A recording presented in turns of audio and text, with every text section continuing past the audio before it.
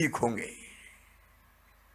और इसलिए व्यक्ति निर्माण की प्रक्रिया को परम पूज्य गुरुदेव ने प्रारंभ किया। और हम में से कितने बदल गए, कितने बन गए?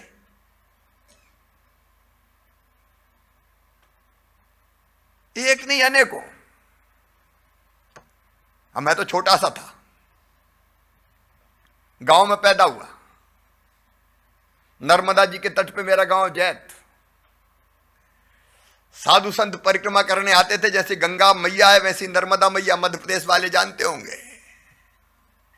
मां मान के हम पूजा करते हैं। वैसे भी हमारे लिए नदियां जलवाहकाएं नहीं है, पवित्र माताएं हैं हमारी। मैं साधु संतों की संगत करने की कोशिश करता, लेकिन मन में बेचैनी रहती।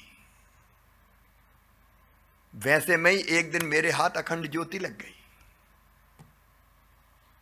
अखंड ज्योति। मैं तब भी पूजा पाठ करने की कोशिश करता था जितना मुझसे बनता था, लेकिन दिशा नहीं थी। अखंड ज्योति मैंने पढ़ी तो एक एक शब्द मुझे मंत्र लगा, एक एक शब्द मुझे मंत्र लगा। और मेरे बाल मन ने तय किया कि नहीं, रास्ता तो यही ठीक है। एक तरफ राष्ट्रीय स्वयंसेवक संघ के संस्कार और दूसरी तरफ अखंड ज्योति। मैंने अखंड ज्योति में जो विधि लिखी थी उससे ही गायत्री की साधना प्रारंभ कर दी, मां गायत्री की। जैसा मुझसे बनता मैं करता,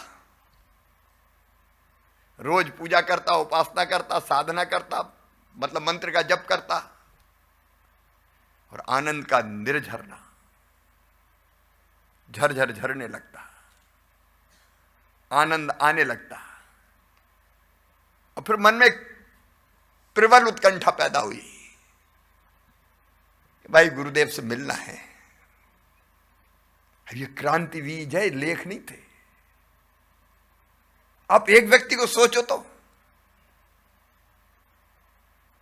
वो समाज सुधारक, वो स्वतंत्रता संग्राम सेनानी, वो क्रांतिकारी,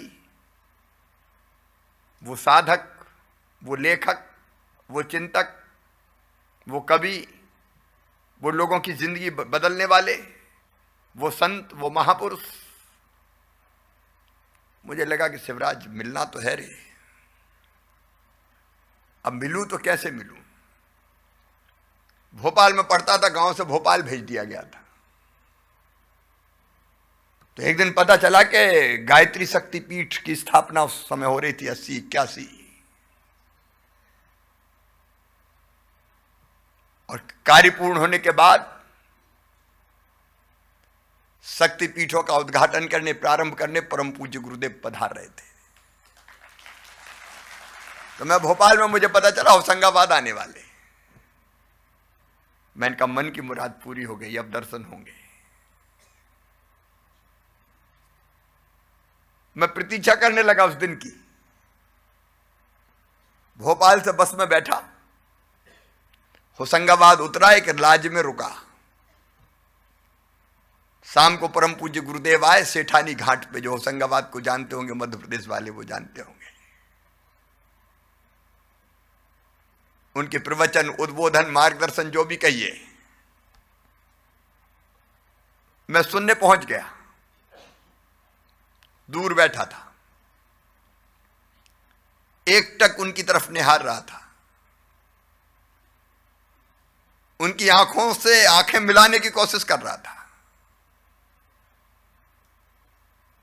उनको सुनता रहा, सहज सरल भाषा में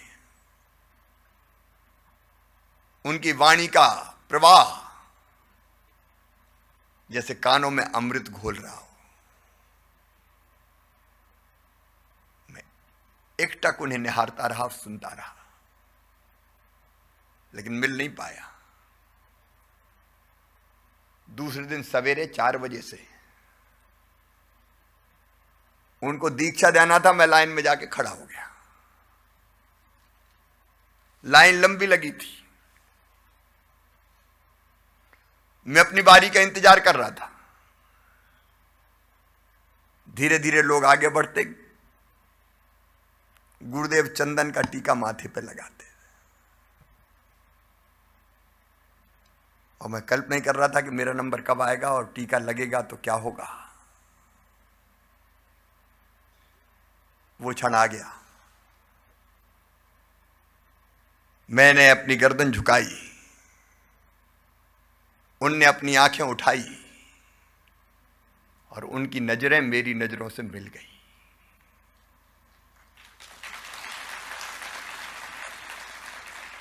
मैं एक टक निहारता रहा, वो एक क्षण देखते रहे। ऊर्जा का स्रोत जैसे मेरे शरीर के अंदर फूट पड़ा। फिर धीरे से उनकी उंगली चंदन के पात्र में गई, उंगली उठी और जैसे ही माथे को स्पर्श किया, वो स्पर्श, गुरुदेव की आंखें वैसी की वैसी मुझे सदैव दिखाई देती है, सदैव। कई दिनों तक मैंने ये घटना बताई नहीं, लेकिन बाद में कहा दिल ने कि इसको छुपाने से क्या फायदा।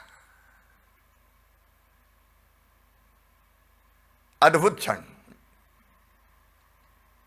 मेरी जिंदगी का सौभाग्यशाली क्षण। और मैं अगर ये कहूं तो अतिशयोक्ति नहीं है कि मेरी जिंदगी की दिशा बदलने वाला क्षण।